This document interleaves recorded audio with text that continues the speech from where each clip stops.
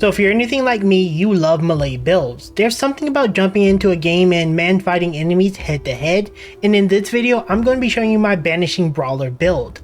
This build focuses on heavy tanking, insane amounts of damage while offering tons of self-healing, while also dealing huge AoE DPS from heavy attacks and banishing. On top of this, once you have the build fully put together, expect 3 to 4 hits to fully fill your banishing gauge, making it so you can just banish at will. This is my strength stacking banishing build. Let me show you guys how to build it. Alright, moving on to the equipment. Let's talk about it. Just keep in mind, there's some moving parts to the build. I'll explain it, and as we get a little deeper into the evolutions and stuff, it'll make more sense. But let's start off with the outfit. We're going to go with the retaliation armor. And what this does is it gives you a ton of strength as well as vitality. Now, as you can probably look on the right side, we have 186 strength, and then we have 540 health. We are very tanky. We deal a ton of like strength-based damage, which is melee damage, and then we have 46% physical resistance and almost 30% spectral resistance. Keep in mind we have a ton of damage reduction generally in the build, but starting off with our chest, we get a ton of fizz resistance, and most importantly, parrying increases the damage of your next heavy attack by 100%. We're a heavy attack build, so this works really well. We have the Saber and Firebane, and this is going to give you melee damage, block damage, and some vitality, 58 points of it, really big. And then charge heavy attack damage is increased by 80%, giving us again a lot more damage to our heavy attacks. Moving on, we have Theodore's Shadow. Now this one's a little bit weird compared to the other stuff in the build, but this is going to make sense when I explain what it does.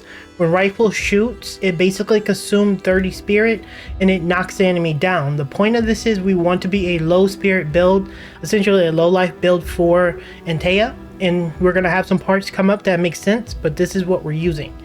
Moving on, we have Careful Provisions. This is going to give us strength, dex, vitality, but most importantly, damage dealt by Red and Antea is increased by 20%, and spirit point gain is going to be reduced by 30%, helping you to maintain that low spirit. Moving on to the Bane Ring, we have this one, which is going to increase our damage dealt by 40% the lower our spirit gauge is, giving us a ton of strength, dex, and vitality. And again, you're starting to see why we want some low spirit, because this is going to give us 40% damage just for having it. Really big for the build.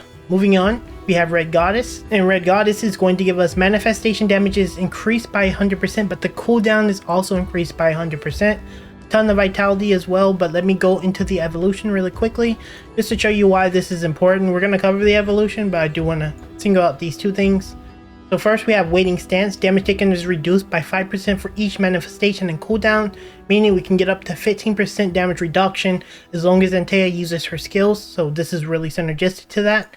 As well as we have Patient. Damage taken is reduced by 15%, but manifestation cooldowns are also increased by 30%, prolonging that damage reduction, and it's going to be much easier to maintain.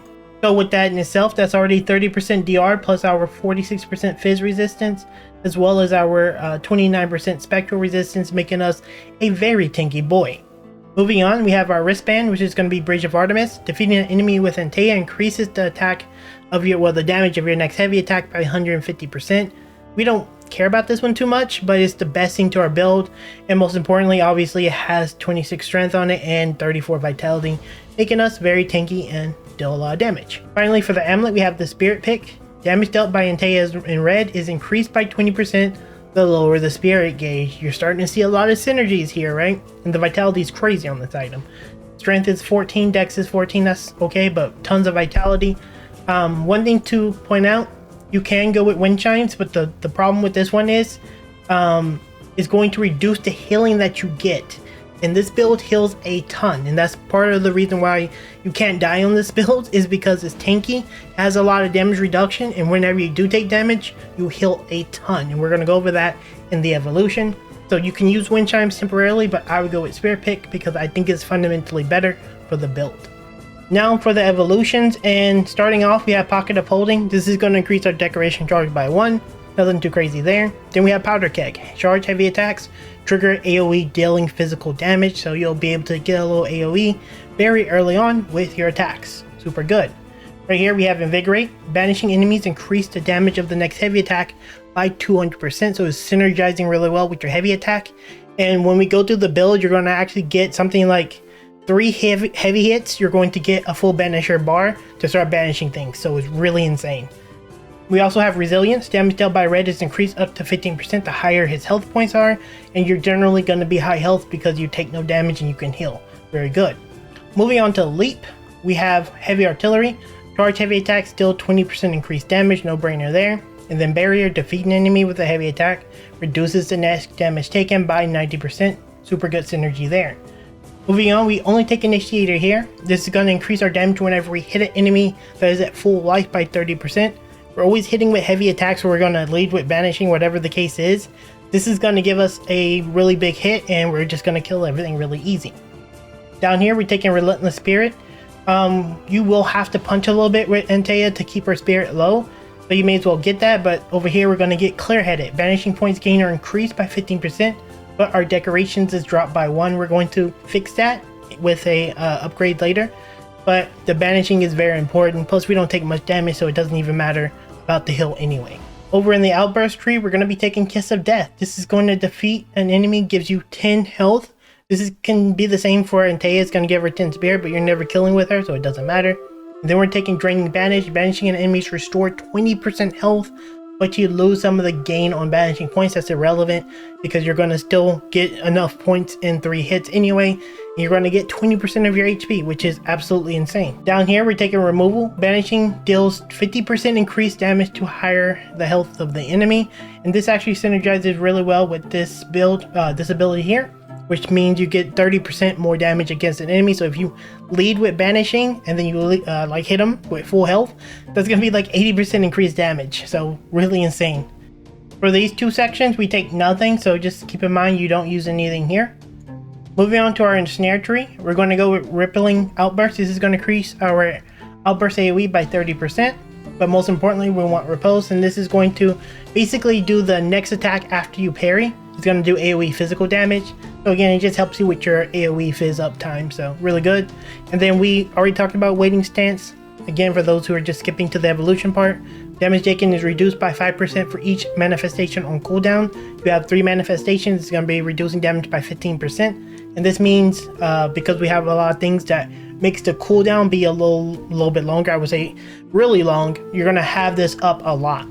Over on Hard as Stone, we have Parrying reduces next damage by 90%. And let's talk about the next skill, and that is Retaliation. When red is hit, increase the damage of this next heavy by 100%. And then this one is going to parry restores 10% health points.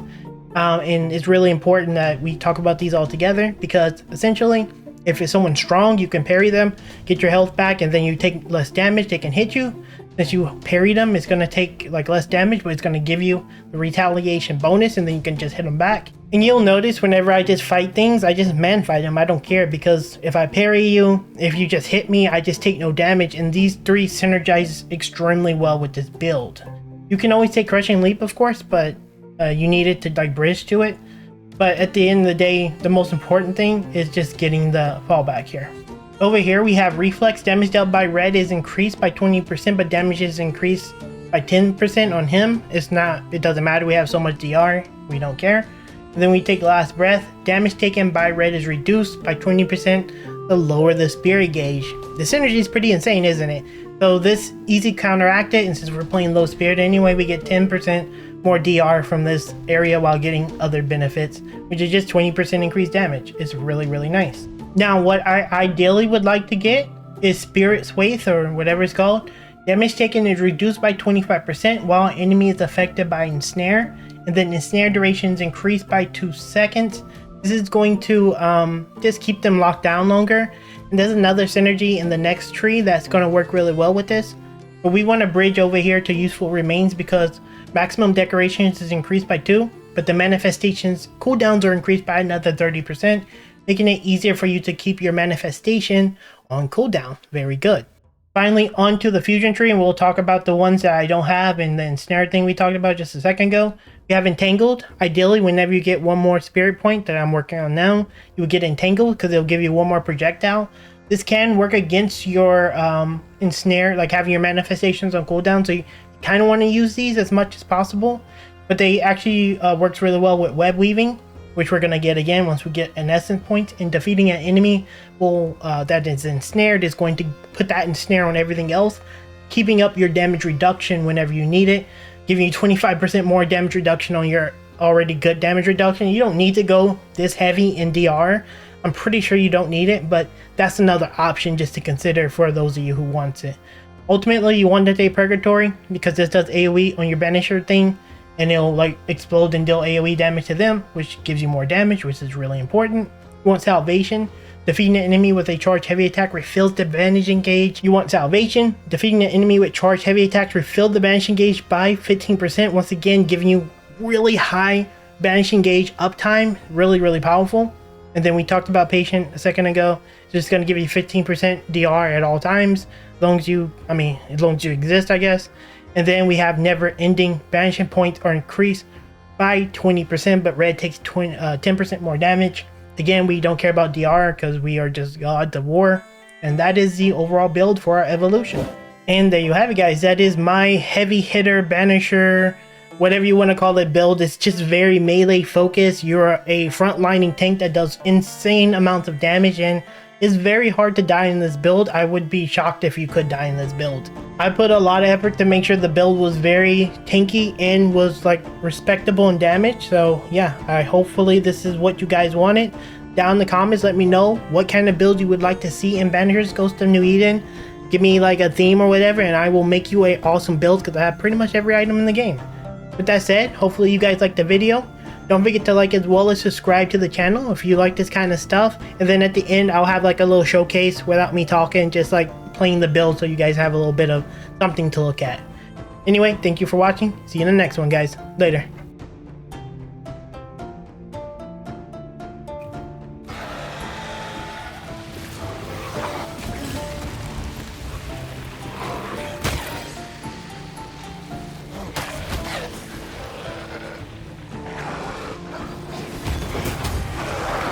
One less to worry about.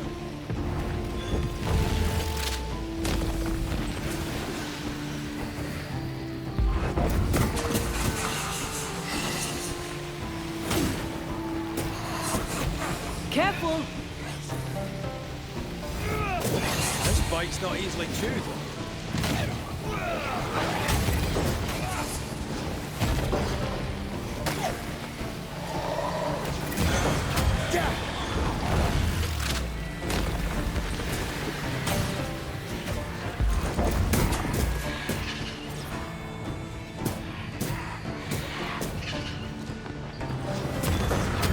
Kiss for you.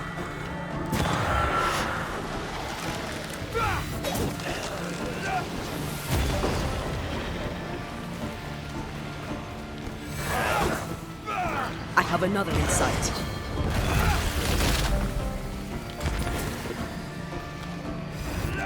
Stubborn bastard.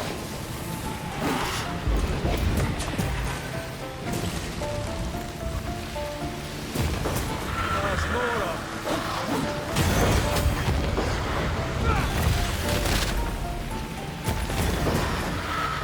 I think I heard the sound of a gun cocking.